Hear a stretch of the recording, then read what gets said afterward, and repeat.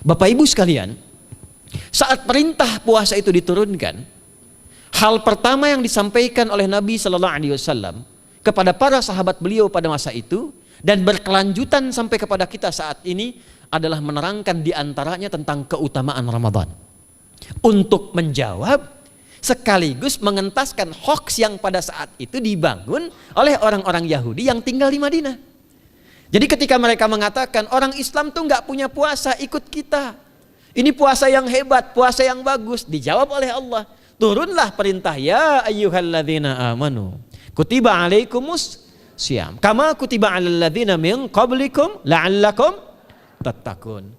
Setelah itu apa yang terjadi? Buka Sahih Al-Bukhari, kitab yang ke-30, Kitabus Shaum, posisi hadis yang nomor yang kedua di topik ini, riwayat dari Talhah bin Ubaidillah radhiyallahu taala anhu qala Rasulullah sallallahu alaihi wasallam. Perhatikan, ini kalimat pertama yang disampaikan Nabi menyambut kewajiban puasa.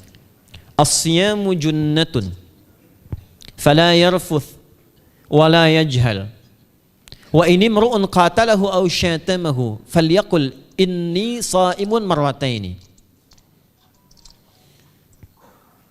La khulufu famis sha'imi atyabu 'indallahi yaumal qiyamati min rihil miski yatruku ta'amahu wa syarabahu wa syahwatahu min ajli. Ini poinnya. As-siyamu li wa ana ajzi bihi wal hasanatu bi asyri amthaliha. Kata Nabi, puasa kita ini yang kita tunaikan spesial, beda dengan yang lainnya. Jadi ketika Yahudi mengatakan puasa kami ini puasa yang hebat, yang bagus, yang diikuti oleh umatnya Muhammad sallallahu alaihi wasallam, turun ayat, komentar Nabi pertama apa? Puasa kita kepada para sahabat, kepada kita semua, ini puasa yang spesial. As-siyamu. Lihat diksinya. Awas Pak ya, Ibu jangan salah baca. As-siyam, bukan asyab. As-siyam. Disebutkan 9 kali dalam Al-Quran. Ada as-saum, ada as-siyam, itu beda. Kalau saum, sekali disebutkan dalam Al-Quran, surah 19 ayat 26. Saum itu masih umum, kata umum untuk menunjuk kata imsak, menahan secara umum. Bisa berarti puasa yang ada ketentuan aturan, bisa berarti menahan secara singkat. Apa saja yang bersifat menahan, itu saum namanya. Contoh Sayyidah Maryam misalnya, beliau masih makan. Ya, ayat 24, 25 itu masih makan. Goyangkan pohon korma, jatuh kormanya, makan kormanya. Mau minum, ambil airnya, minum. Masih makan, masih minum. Cuman diminta untuk saum. Apa saumnya? Inni nadhartu lirrahmani sauma falam ukallimal yauma insiya. Jangan bicara pada siapapun. Kamu dituduh, kamu berzina. Jangan jawab. Biarkan bayinya yang bicara, dan itu mukjizat pertama untuk Isa alaihi salam. Itu nanti dimulai di ayat 31 sampai 33 di surah Maryam, surah 19. Tapi beliau diperintahkan saum. Saumnya apa? Jangan bicara. Jadi kalau bapak masih makan, masih minum, cuman gak mau bicara dulu sama ibu, itu saum. Mau kemana Bi? Kok gak jawab? Kenapa gak bicara? Sedang saum. Saum apa? Gak mau bicara sama mama. Itu bicara, contoh. Itu saum. Kalau siam, 9 kali disebutkan dalam Al-Quran, itu khusus, spesifik. Ada aturannya, ada ketentuannya, nggak boleh sembarangan, nggak bisa kemudian seenak kita melakukannya. Ada ketentuan yang dibuatnya dan itu harus diikuti. Begitu diikuti, maka keagungan dan keistimewaan ibadah itu akan dilekatkan pada pelakunya. Dan menariknya, perintah puasa itu ketika turun ayatnya Al-Baqarah 183, kalimatnya bukan menggunakan saum tapi siyam. Ya ayyuhalladzina amanu kutiba alaikumus. Nah kata Nabi, asyamu junnatun. Kalau benar puasa kita ini, kita tunaikan yang Ramadan ini, maka dia akan melahirkan satu yang tidak ditemukan pada ibadah lain, yaitu junnah. Ada jinnah, ada jannah, ada junnah. Itu beda. Tapi semua katanya, itu hurufnya sama, cuma harokatnya beda. Coba lihat ya, ada junnah, jinnah, dan jannah. Jannah artinya apa? Surga. Jinnah artinya apa? Jin. Jamak dari kata jin. Minal jinnati wan nas. Baik ya. Ada junnah. perisai. Itu ketiga-tiganya berasal dari huruf jim, nun, kemudian ta. Dalam bahasa Arab, setiap ada huruf dimulai dengan jim dan nun itu pasti tersembunyi, gak kelihatan.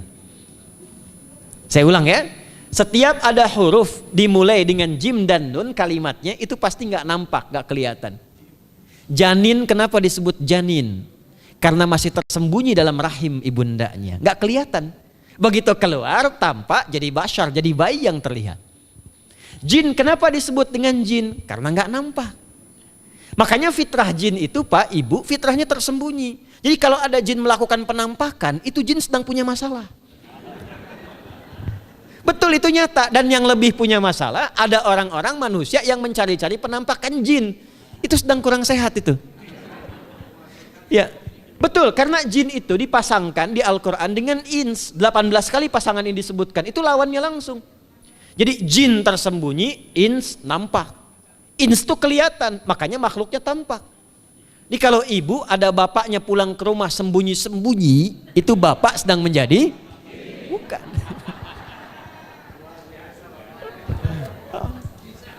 Kalau ibu sembunyi-sembunyi nyari dompet bapak, ibu sedang menjadi? Jin. Itu langsung pasangannya 3 itu. Ins itu seakar dari kata anisah, halus, lembut.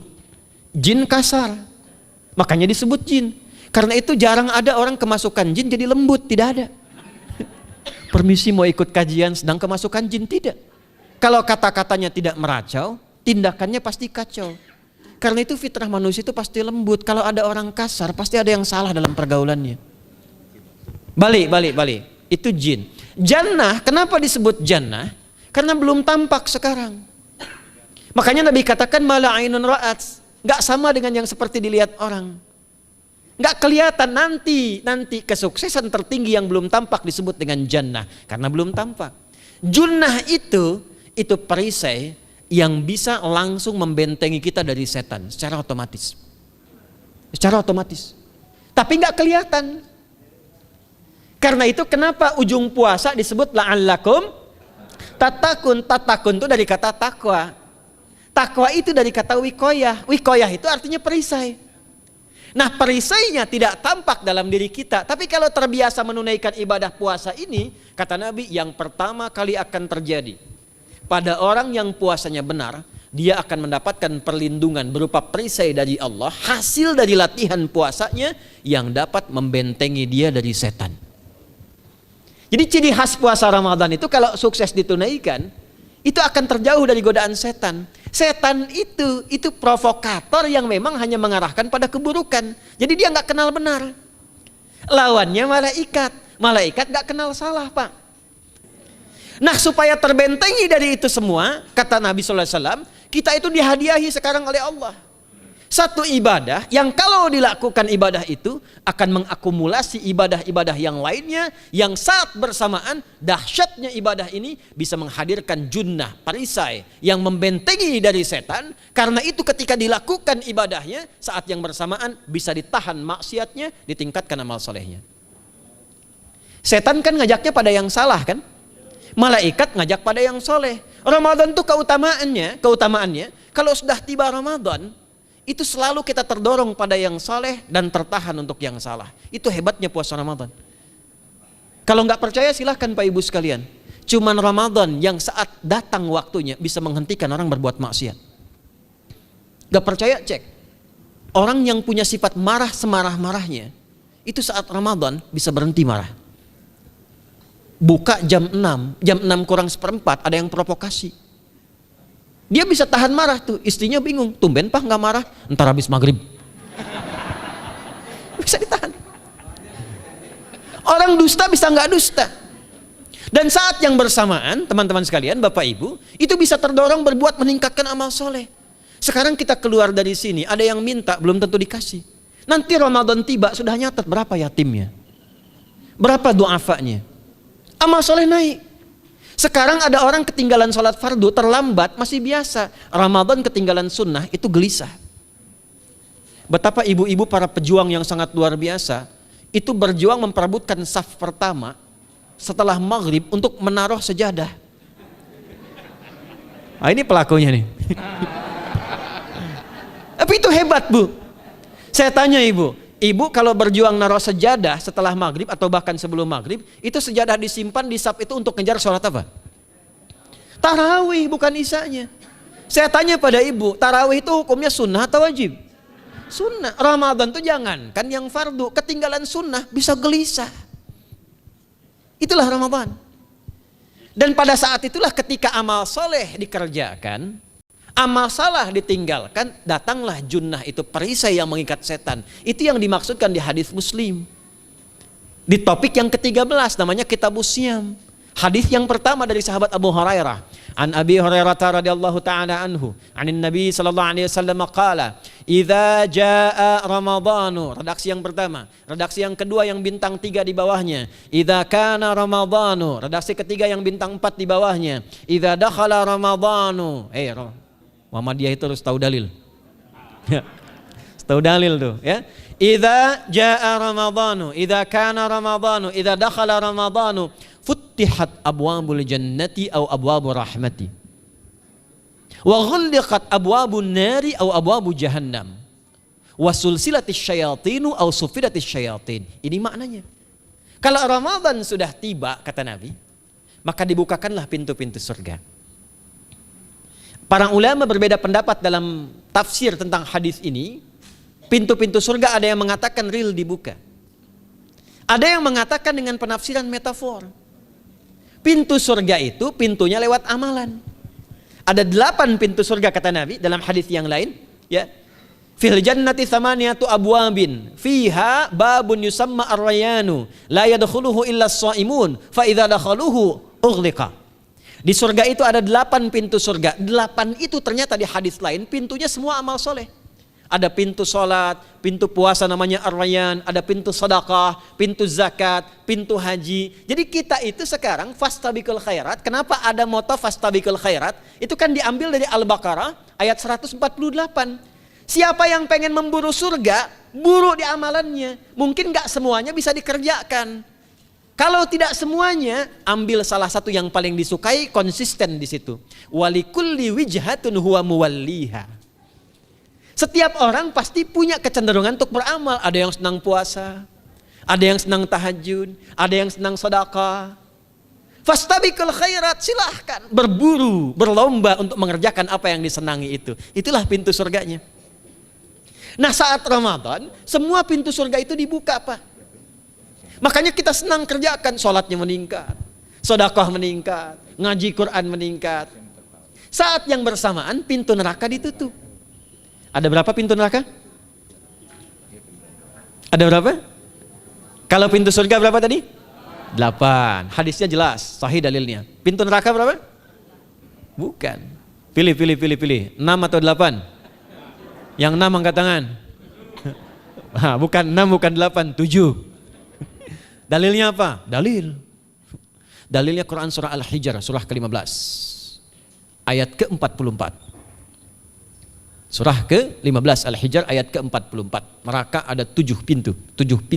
Dan dalam setiap pintunya nanti ada 19 malaikat yang menjaga. Alaiha tis'ata asyar. 7 pintu ini khusus Ramadan ditutup. Dan hati-hati, nama neraka itu ada 2 nanti. Neraka yang membakar, ini mungkin jadi baru informasinya bagi sementara orang. Neraka yang membakar dan neraka yang membekukan. Jadi ada 2 sifat. Saya ulang ya, neraka yang membakar dan neraka yang membekukan. Yang membakar disebut dengan Jahannam, yang membekukan disebut dengan Zamharir namanya. Zamharir. Jadi kalau ada orang masuk neraka, itu cuma 2 pilihannya, dibekukan atau dibakar. Jelas ya? Makanya kita dikasih pendahuluan, ada musim panas, musim dingin. Supaya merasakan, nih orang musim dingin nih pakai lapisan-lapisan baju. Musim panas cari pendingin. Kamu sekarang cari pendingin, kata Allah, di neraka nggak ada AC. Kamu sekarang pakai berlapis-lapis, di neraka beku. Jahannam itu nama apinya. Jadi nar yang membakar itu nama apinya Jahannam. Jahannam itu nama apinya. Untuk membedakan dengan api yang ada di dunia dan api yang bahan bakarnya jin dan setan saat diciptakan. Setan itu dicipta dari api. Ya, setan kan asalnya dari iblis. iblis dari jin. Setan Al-Baqarah ayat 36. Dari iblis Al-Baqarah 34. Iblis dari jin, Quran surah Al-Kahf ayat 50. Kana minal jinni fa fasaqa an amri rabbi. Jin dari api yang menyambar-nyambar, Quran surah 15 ayat 27. Wal janna khalaqnahu min naris samum. Karena narnya narus samum, maka apinya mesti beda. Karena itulah nanti nerakanya yang membakar disebut dengan Jahannam. Pintunya 7, namanya banyak. Ada sa'ir, ada lava, ada neraka hutamah. 7 pintu besarnya disebut dengan Jahannam. Khusus Ramadan tutup. Ramadan tutup. Wasulsilati syayatin. Setan itu dibelenggu, diikat rapat. Bagi orang yang mau puasa benar. Awas hati-hati. Bagi orang yang mau puasa benar, karena itu kalimatnya asyamu junnatun. Kalau benar puasanya, metafornya amalan dia bisa mengikat setan. Tapi kalau puasanya nggak benar, tetap digoda juga. Makanya jangan heran, walaupun Ramadan tetap kotak infak ada yang hilang. Sendal ada yang hilang. Karena puasanya bukan siam, puasanya saum. Sedangkan diksi Nabi yang mengatakan asyamu junnatun. Puasanya yang harus benar. Nanti kita belajar fikih setelah itu. Saya ingin pendahuluan dulu ya. Setelah itu apa yang kata Nabi katakan? Ini masih mukaddimah ya kita ya. Ini luar biasa nih. Ya. Jadi keutamaan Ramadan itu dahsyatnya dengan puasa biasa. Kata Nabi, kalau orang benar puasanya, bebas dia dari setan. Bukan gak digoda, Allah kasih benteng sehingga setan gak tembus kepada dia. Itu satu. Itu keutamaan Ramadan. 2, teruskan dulu langsung ke ujung hadisnya saja ya. Kalau yang tadi nanti latihannya fala yarfuf fala yajal, itu latihan. Yang kedua, Allah langsung yang mengatakan dalam hadis qudsinya, asyamu li wa ana ajzi bihi. Khusus Ramadan, kalau ditunaikan dengan benar, maka semua yang puasa itu aku langsung yang memberikan takaran pahalanya. Sekarang kita hitung-hitungan dikit ya. Bapak Ibu kan senang hitung. Tadi bangun aja kan dihitung kan. Ya, dapatnya sekian, kurangnya sekian, ya usahanya sekian. Sekarang kita ngitung pahala nih. Ada rumus hitung pahala dalam Al-Quran. Ya, saya tanya sebentar. Kalau satu kita kerjakan ibadah, pahalanya berapa? 10. Dalil. Apa dalilnya? Quran surah ke-6 ayat 160. Man jaa baik bil hasanati falahu asyru amthaliha. Siapa yang melakukan satu perbuatan hasanah. Hasanah itu perbuatan baik yang bernilai pahala. Itu hasanah namanya. Pahalanya disebut ajrun namanya. Lahum ajrun ghairu mamnun. Jadi perbuatan baik yang bernilai pahala disebut apa? Hasanah. Ya, eksekusinya, implementasinya disebut amal soleh. Pahalanya, hitungannya disebut ajrun namanya. Jamaknya disebut dengan ujur. Di setiap poinnya disebut dengan ajrun namanya. Nah, orang yang mengerjakan perbuatan baik berpotensi punya nilai pahala, itu setiap perbuatan baiknya 10 kebaikan. Contoh kita sholat nih, sehari berapa waktu? 5. Berapa rakaat? 17. Al-Fatihahnya 18 atau 19 kali?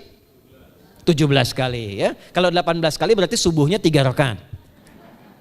Nah, itu kan kalau kita buka hadis Muslim nomor hadis 162, saat Nabi dalam peristiwa setelah Isra itu ke Masjidil Aqsa, kemudian araja bina Jibril alaihissalam, Mi'raj naik ke Sidratul Muntaha. Sidratul Muntahanya ada di surah An-Najm dari ayat 1 sampai 18-nya. Itu ketika menerima perintah salat pertama kali kan bukan 5, tapi 50.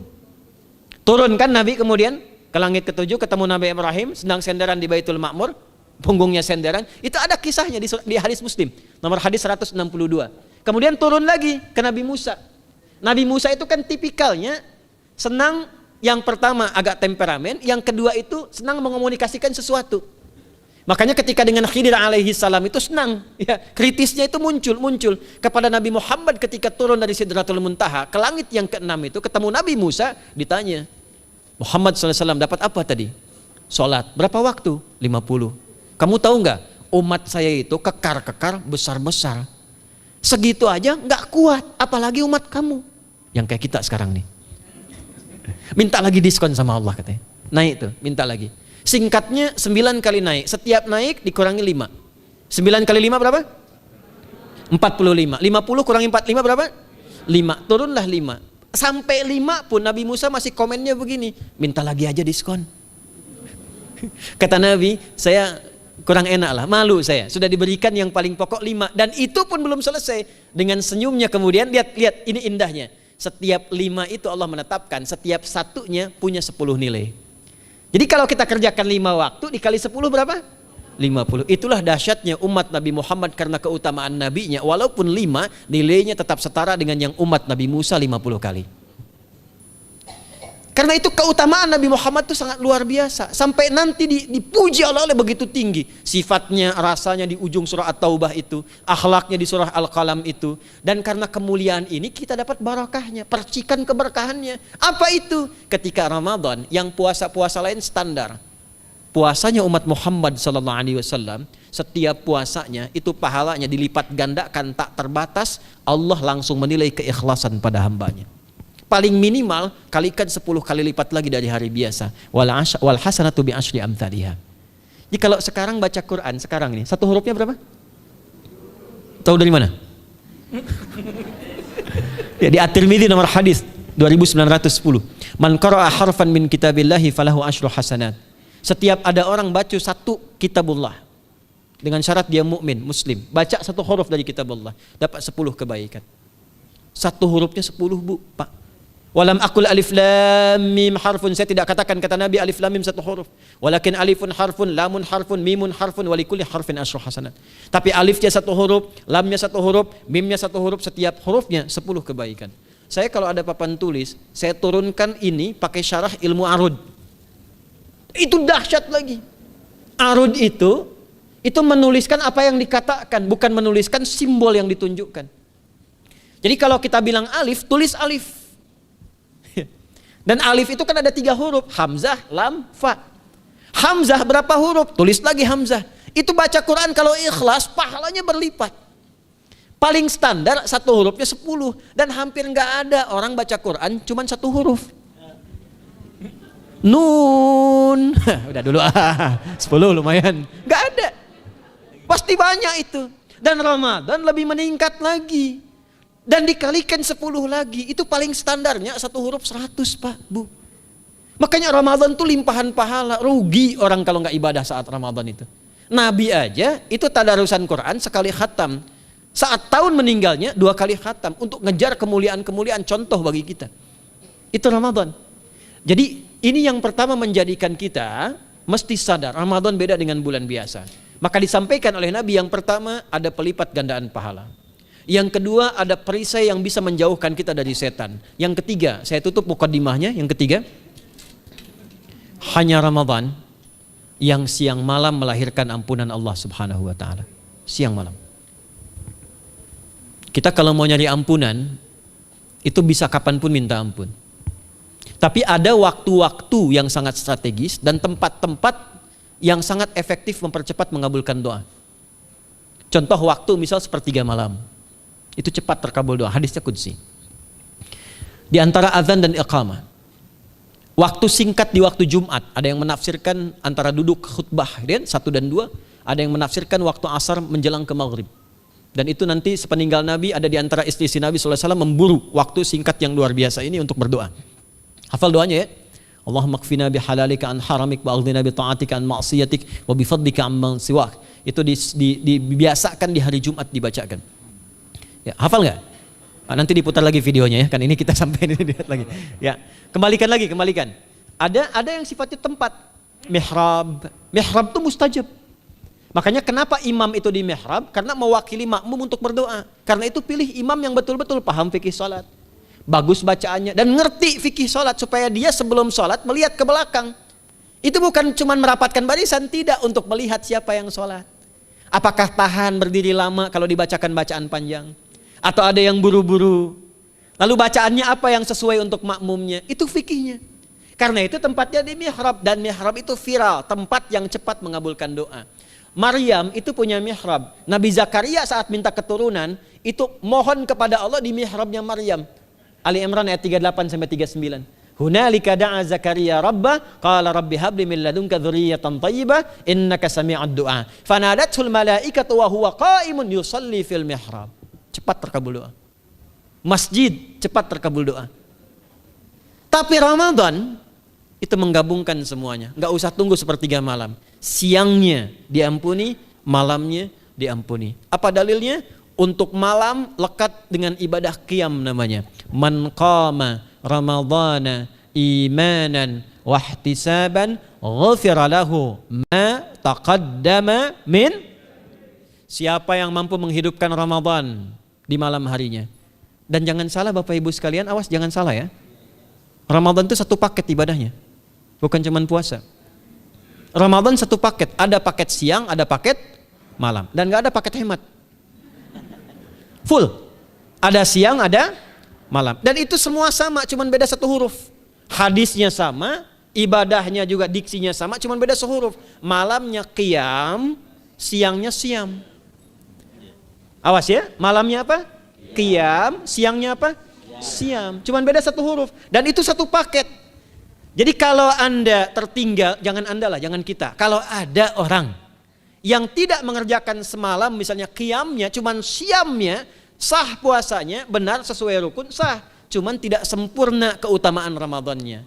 Karena itu Allah mengatakan kalau sedang puasa, sempurnakan dengan ibadah malamnya. Itu ada di Al-Baqarah ayat 187. Tsumma atimmus siyama ilal lail. Muqaddimatul lail maghribnya untuk puasa, lail atasnya untuk qiyam.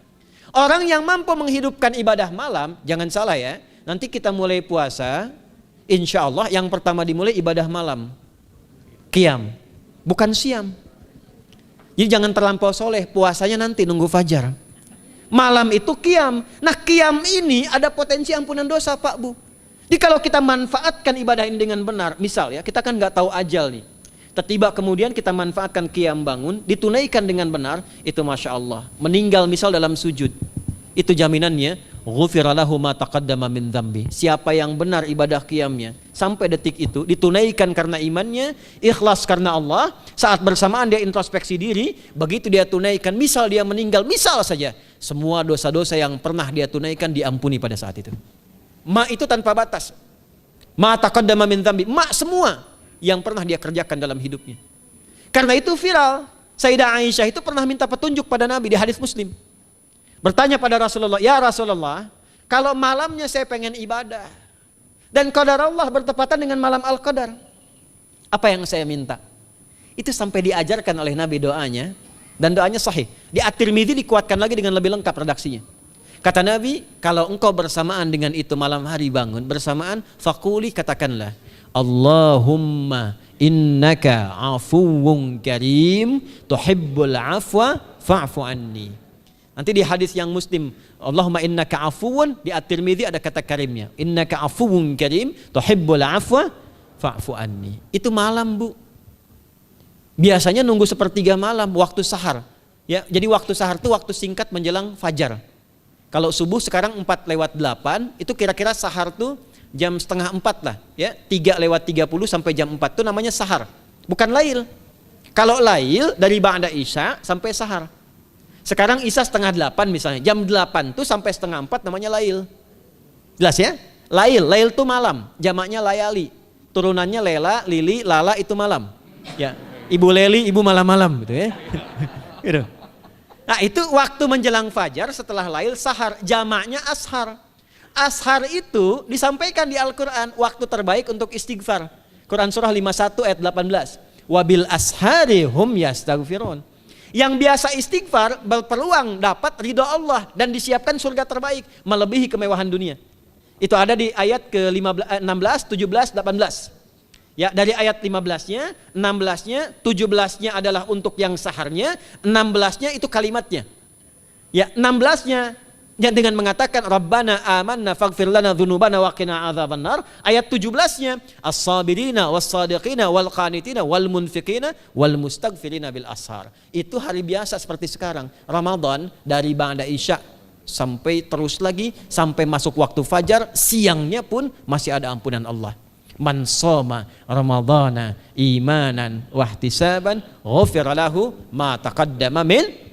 Saya tanya sekarang, siapa yang enggak punya dosa boleh angkat tangan? Yang dosanya banyak boleh angkat tangan. Tuh, saking banyaknya kita nggak bisa ngangkat. Sekarang rubah kalimatnya. Yang ingin masuk surga angkat tangan. Insya Allah. Yang ingin surga Firdaus angkat tangan. Tuh, maka ironi itu tampak dalam perilaku kita. pengen ke surga, tingkatan Firdaus, tapi ngaku dosa banyak. Itu dia. Maka Allah punya sifat Rahman dan Rahim. Rahman untuk dunia, Rahim untuk akhirat. Maka diberikanlah kesempatan Ramadan untuk menggugurkan semua dosa itu. Karena itulah Bapak Ibu sekalian, penting kita menyiapkan, karena nunggu Ramadan itu nggak mudah. Dan nggak semua orang itu akan sampai kepada momen yang dimaksudkan. Karena itulah malaikat Jibril itu langsung komen. Ya, jadi ada dua riwayat nih, Nabi yang berdoa, malaikat yang mengaminkan, ada malaikat yang berdoa, Nabi yang mengaminkan.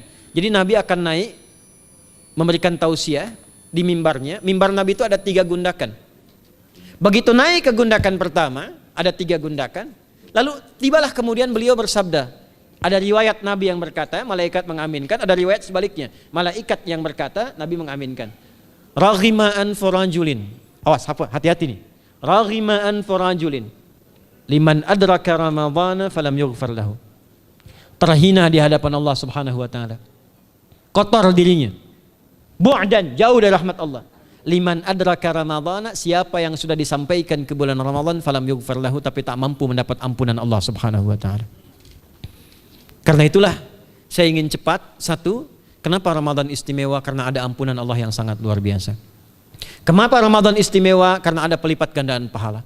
Kenapa Ramadan istimewa? Karena ada peluang untuk menjauhkan dari setan. Dan yang terakhir, Ramadan istimewa karena semua waktu siang dan malam mempercepat terkabulnya doa. Itu yang dijamin di ayat 186 dalam rangkaian ayat Siyam dari ayat 183 sampai 187. Ayat 186-nya khusus untuk mempercepat terkabulnya doa. Wa idza sa'alaka 'ibadi 'anni fa inni qarib. Ujibu da'watad da'i idza da'an. Falyastajibu li wal yu'minu bi la'allahum yarshudun. Tafsirnya apa? Hadis Nabi sallallahu alaihi wasallam, "Thalathatun la turaddu da'watuhum, al-imamul 'adil was-sha'ima hatta yuftira wa da'watul mazlum." 3 golongan yang doanya sulit sekali ditolak. Yang pertama imam yang adil, yang kedua adalah orang puasa sampai berbuka, dan ketiga doa orang yang terzalimi. Jadi kalau Bapak Ibu pengen cepat dikabulkan doanya secepat kilat, maka jadilah pemimpin yang adil. Kalau belum mampu, latihan puasa. Kalau belum mampu lagi, banyak-banyak terzalimi dan berdoa. Ya.